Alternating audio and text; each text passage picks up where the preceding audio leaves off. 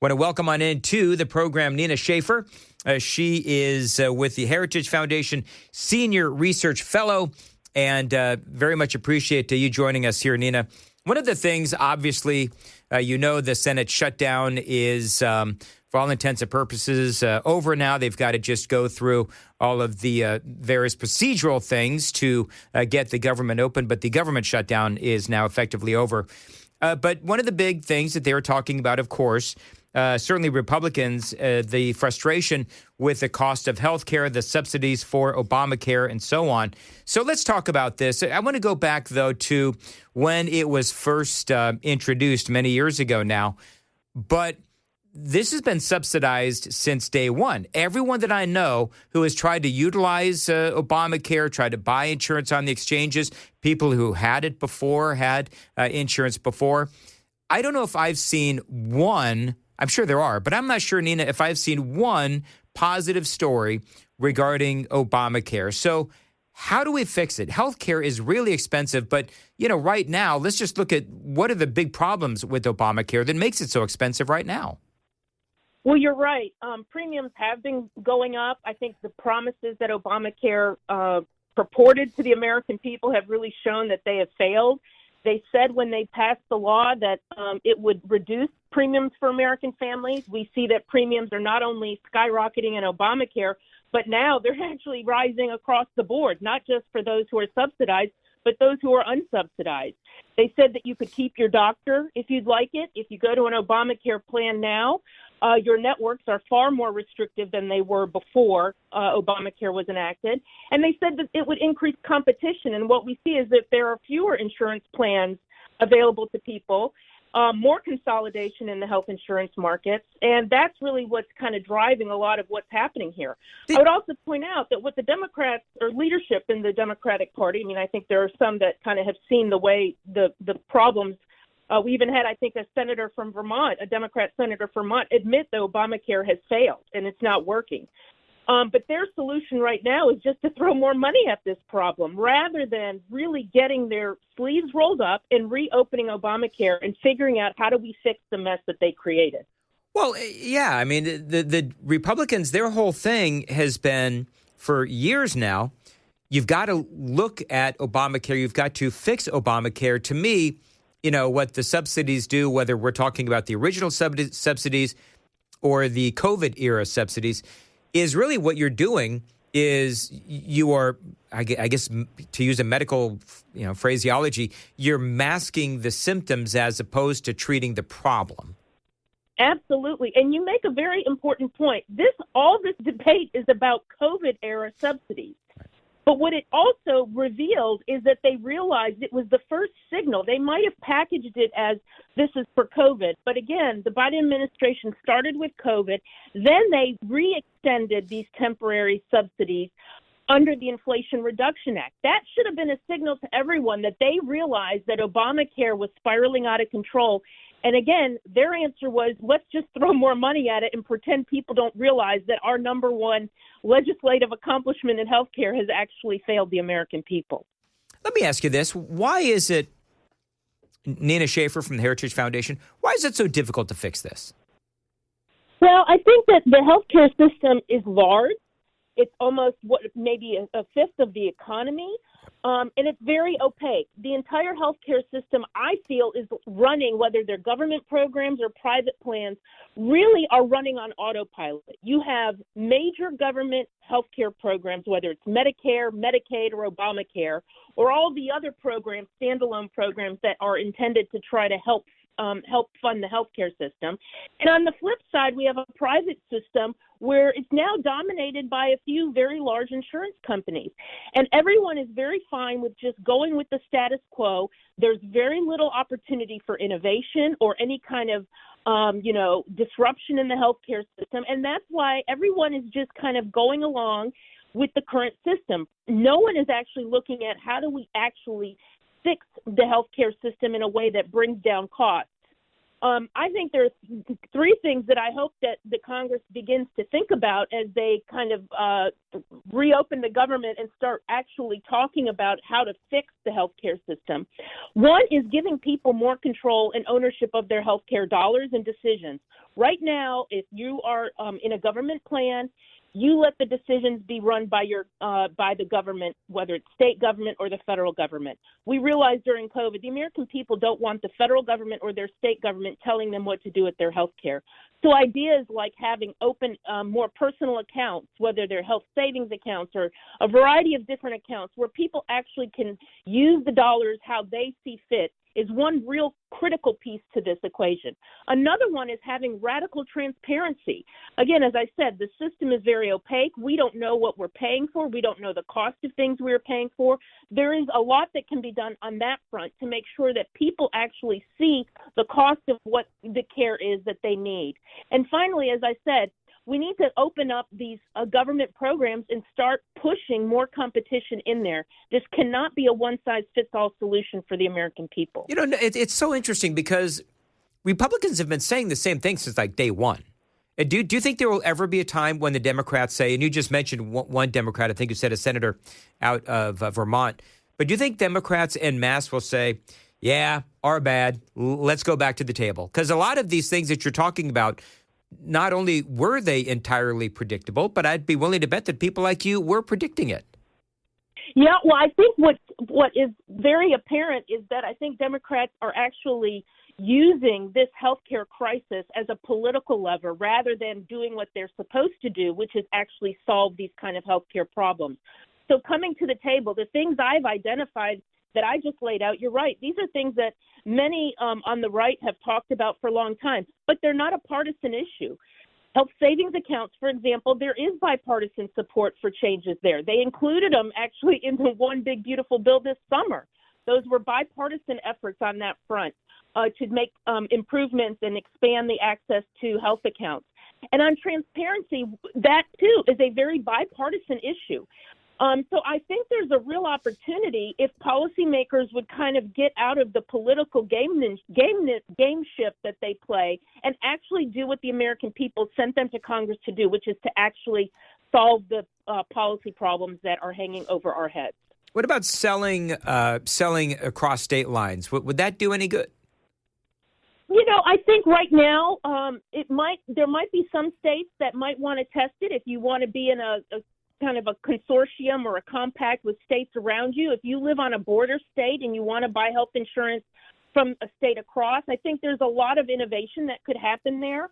But I think really we need to fundamentally rethink how we're financing the healthcare system and make sure that it is put in the hands of the individuals, not in the hands of the government. One of the things, and I'm going to ask you this, then I'm going to check traffic and let you respond on the other side. But one of the things that a lot of folks are saying is that, you know, Obamacare and a lot of these subsidies, it's really just an opportunity for the insurance companies to line their pockets. And so I'm going to ask you about the insurance companies. Coming up next, Nina Schaefer is with the Heritage Foundation Senior Research Fellow talking about Obamacare.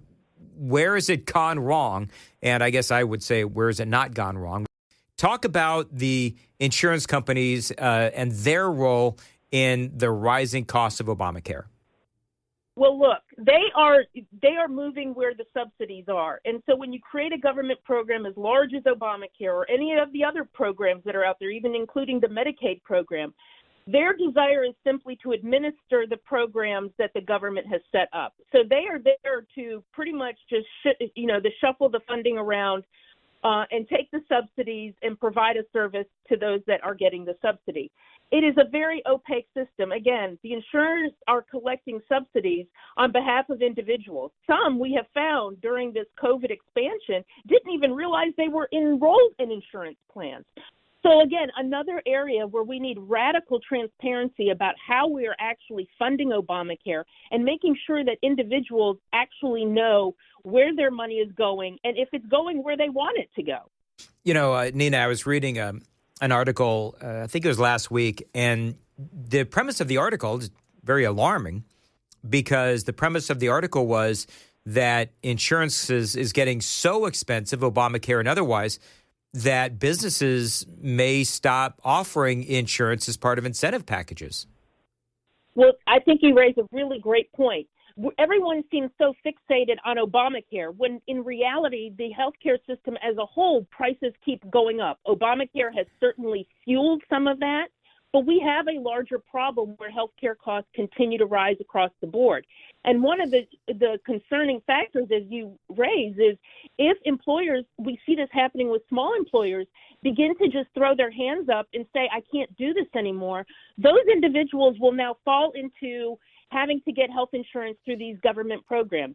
I think at the end of the day, that is the gameplay or the playbook of the left. They want more. Their end goal is to have more and more people dependent on these government programs so they can then control the care and services that we receive. So it is very important that the private sector be able to survive and that there are tools and opportunities that employers have that they can start finding ways of helping to bring down healthcare costs on their own, and they won't have to give up and throw in the towel and put Americans on government-run healthcare. Last question here. How much fraud is in Obamacare with all these subsidies and everything else? How much fraud is in there? It's hard to measure, but we know that the number of people since those additional Obamacare subsidies went into effect, we have doubled the number of people who are pulling down a subsidy. We know that many of those people, too, didn't even know because they paid no cost sharing, they pay no premium, and they pay nothing out of pocket. They didn't even know that they were enrolled in health insurance plans. So we really have to, again, a place where we need radical transparency to weed out the fraud that's in there. And we've got to start with Obamacare, but we have a lot more to do on the other side as well. Well, it's interesting, too, because I just had a congressman on in the last hour who, and I've had a couple on actually in the last several days who have actually asked the states and trying to figure out, okay, so who exactly is on Obamacare? What are your numbers? Tell us who's on it. Tell us if they're legal, illegal, legally here in the country, whatever. Just give us information. And apparently, one of the things that I'm getting from you is that there is very little transparency at all within Obamacare as it relates to the subsidies and so forth. Absolutely. And, you know, this is just one of the number things that have happened under Obamacare. Remember, they said that they were going to reduce premiums. Premiums have continued to rise. They said that you could keep your doctor. You have networks now that are so narrow you can't get the doctors that you want. You might have to travel far for it. Deductibles are skyrocketing, so people that even have insurance can't afford to actually pay for the services that they need. And they have fewer choices. So if they don't like the insurance plan that they're enrolled in, they don't have as many to choose from the next time around. So this is a real big mess. And I think hopefully this shutdown has kind of opened the eyes to those on both sides of the aisle to say this is the time to address healthcare in a serious way and not just focus on Obamacare, but focus on the healthcare system as a whole. All right, Nina, great information, and look forward to speaking to you again when the time comes. Nina Schaefer with the Heritage Foundation, and she is a senior research fellow. I don't know. Can I just tell you, I'm not real confident that anything is going to happen to fix Obamacare and overall the health insurance, what's going on with insurance as a whole these days. I don't see it. Obamacare is a mess. Regular insurance, if you get it through your employer, is a mess. That article that I read talked about how there was, I think, 35% of businesses are thinking about canceling insurance or not being able to carry insurance for their employees. And you know who's impacted by that? It's the small businesses. The small businesses are having a hard time absorbing all of the rising cost of health care. So I don't know. I really worry about the future of health care in this country. And we'll have to see what happens coming up as the government reopens. They're all going to go back to the drawing board and figure out how can they possibly fix Obamacare. Local issues. Stuart McWhorter, Commissioner of the Tennessee Department of Economic and Community Development, joining us in studio. Stuart, always great to have you on. Yeah, thanks to be. So let's talk about the opportunities that we have because New York has decided to elect a commie mayor. Mm-hmm. So there's a lot of, you've got Florida, Governor Lee, and I think Texas, Greg Abbott. But 3 governors that have basically said, come on into our state. So let's talk about the opportunities. Sure. Well, I mean, I think this is something that's just been kind of going on for some time. I was thinking about this. COVID accelerated a lot of what's been happening in the Southeast from folks who are looking to, whether it's business or individuals or families. We saw this migration from literally all over the country to the Southeast, but certainly in Tennessee, it was a recipient of that. And I think that, it's just a continuation of a migration of folks that are saying, I want to live in a state that is business friendly, that's family friendly, that, I can, go to school, I can go shop and not feel, unsafe, or a place for my kids to get an education. So I think that, what's happening in New York, aside from sort of the politics of it, I think it's just another function or example of what's happening, around the country. That's just getting a lot of attention right now. And of course, the governor, he did a video about it and said, "Hey, we're here," and and so here we go. So, do you go out and do you specifically recruit?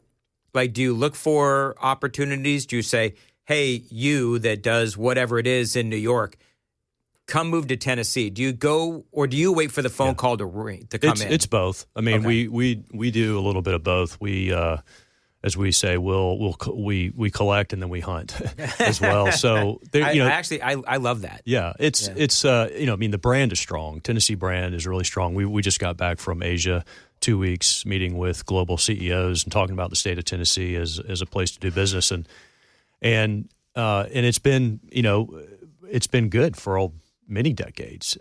But with that said, we have about a dozen industry clusters in our state, and we recognize and know there are certain global brands that we believe should be in our state, and so we do have conversations. We'll oftentimes talk to the CEOs, but we oftentimes talk to site selection consultants. A lot of these companies will hire consultants so they can kind of hide behind the project name, so we don't know who it is. Yeah. But it's a little bit of both.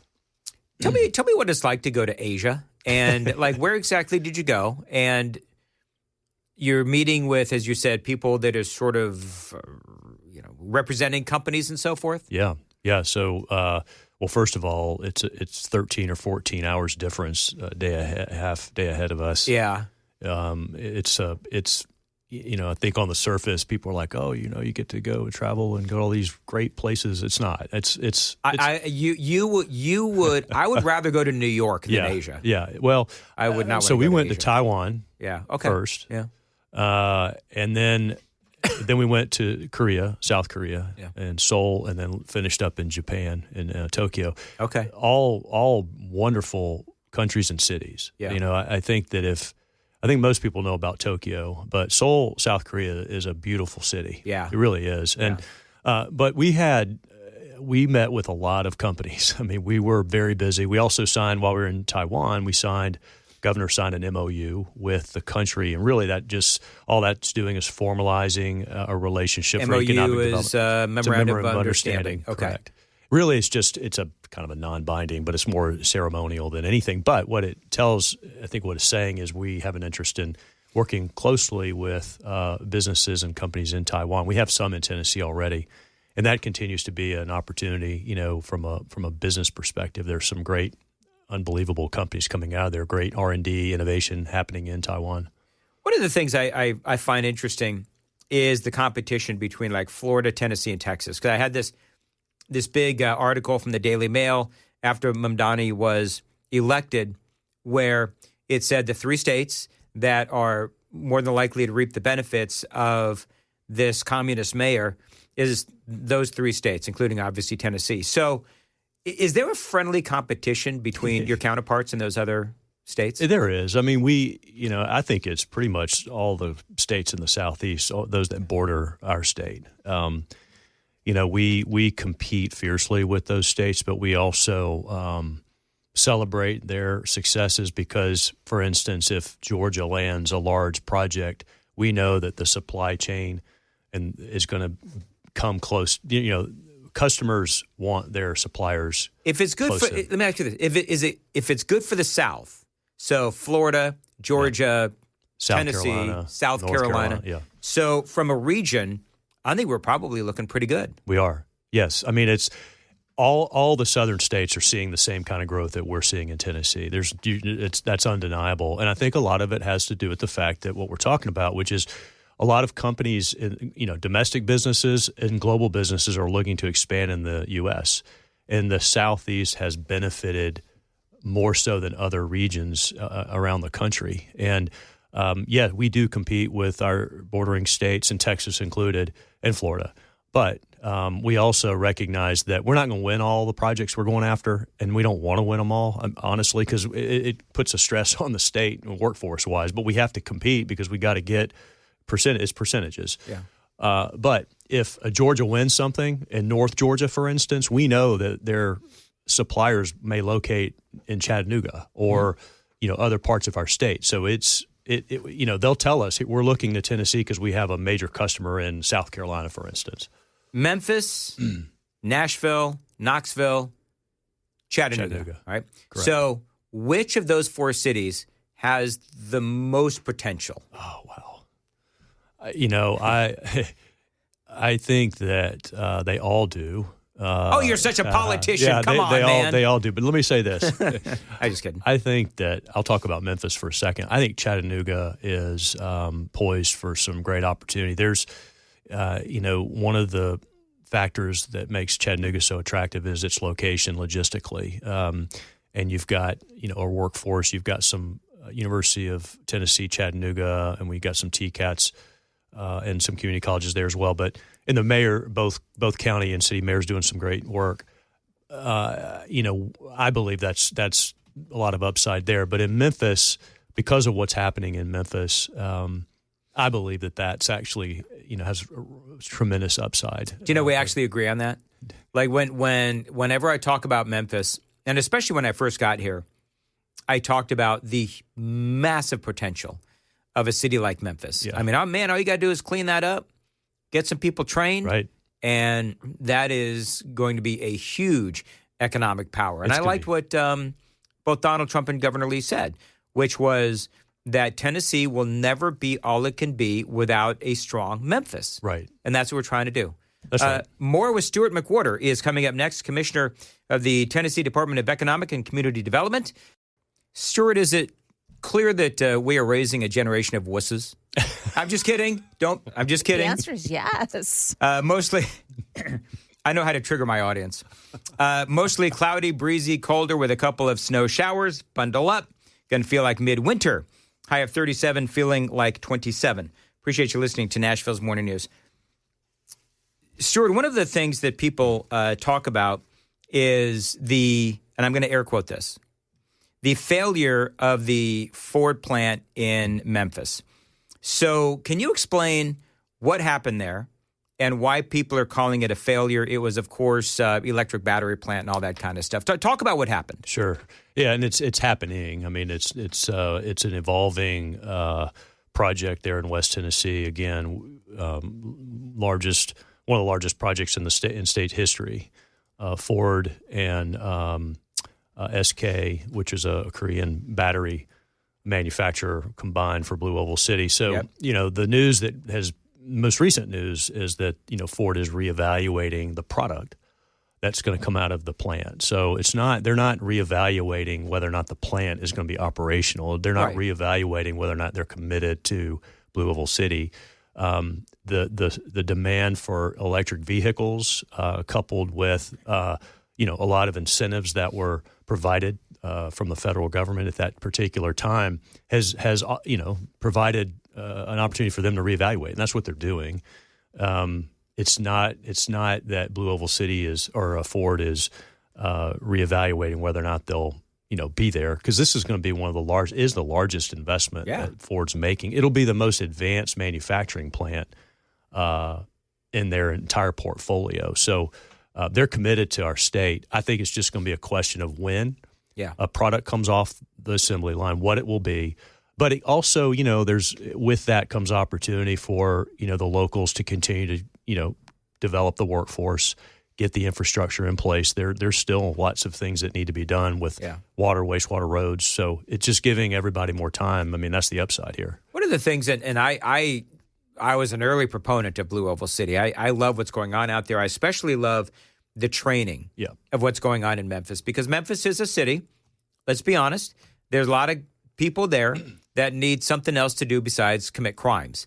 So I think that having these folks become trained how to work at a car manufacturing plant and all that kind of stuff, I think it is something that really could teach other cities the steps to recovery. You solve the crime, which is what we're trying to do now, and then you give people a way to earn a living. That's right. And that's what's going on in Memphis. And so, and part of what happens, and I know because I've lived in smaller cities that have these plants, and so there might be a specific, model of car or whatever that they, for whatever reason, stop producing, and then it might shut down or maybe go part-time for a little bit, and then something else comes up. That's right. So this is just sort of, it's going to be a huge investment for Ford. It continues to be a huge investment for Ford.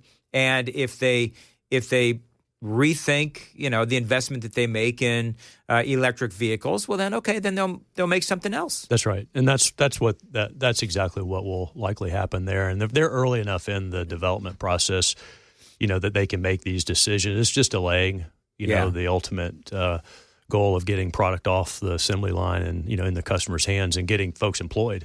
But on the battery side, that's being a bit delayed too. But the good news there with SK is they have a large customer base, so they can supply their batteries to many more beyond just Ford, which was their original intent when they set up shop. We have had you're going to have to remind me. There's so many businesses that have come in under your watch, including Oracle. That was a huge one. Mm-hmm. Are you satisfied as we get ready for another governor's race? Are you satisfied with how Tennessee has done under Governor Lee with bringing businesses into Tennessee? Oh, very satisfied. I am the second commissioner of economic development. The one prior to me was Bobby Roth, and so we collectively share these projects' success together with the governor. But yeah, we've had a great run. It's over 600 projects announced, close to $50 billion of capital investment. Can I ask you a question? What do you say to people who say that I am not on the super text line right now, but I can guarantee you, Joan, back me up on this. There's about 10 people that have texted in within the last, probably 15 minutes of about 200 that are saying Tennessee is full. What do you say to that? Oh, yeah, a lot of people saying. Yeah. We are seeing a lot. We're seeing population growth in the state, the entire state. 84 out of 95 counties this last year. So we are growing. But again, it's a function of the Southeast. I mean, all states in the Southeast are growing, and many are leaving other blue states that we're obviously here talking about. But I don't, look, we're not full.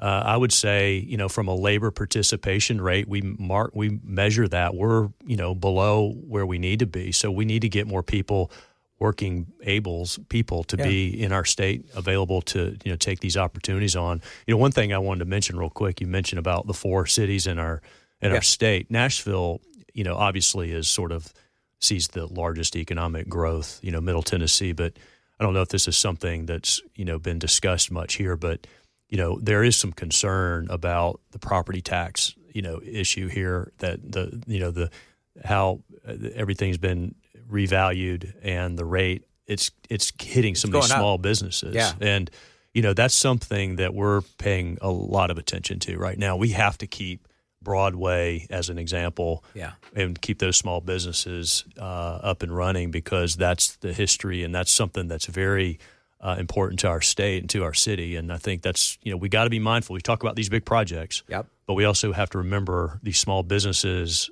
that it's so critical that they stay in business, and we have to advocate for that. Well, Broadway and the whole country music scene, I think the first time we had you on, we talked about, it's important to the brand, but I mean, we have health care. Right. We've got all of these manufacturing plants and so forth.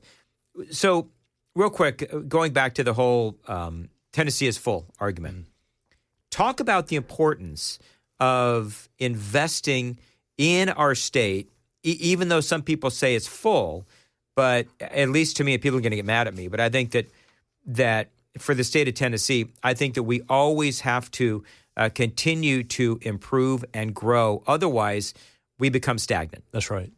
Absolutely. And the governor's been really good, with the state legislature being very supportive of this as well, continuing to invest in it. I mean, it's an infrastructure discussion in my mind, whether that's roads, power, workforce. Workforce is an infrastructure category to me.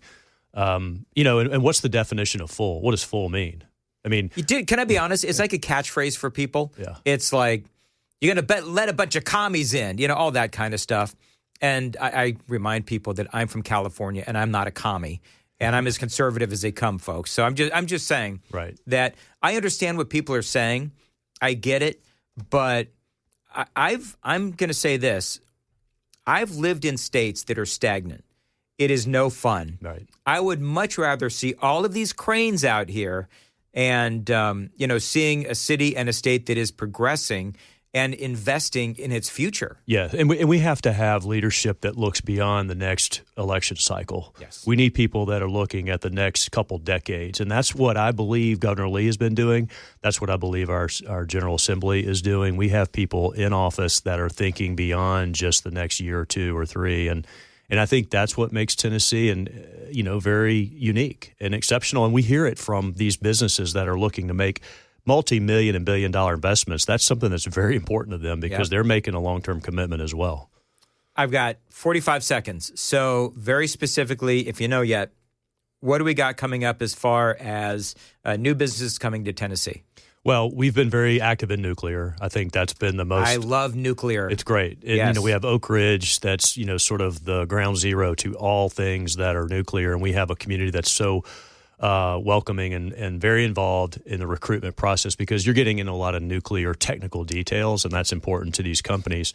We've had, over the last year, just a remarkable success in nuclear and new nuclear, close to $10 billion of capital investment that's going on right now just in Oak Ridge.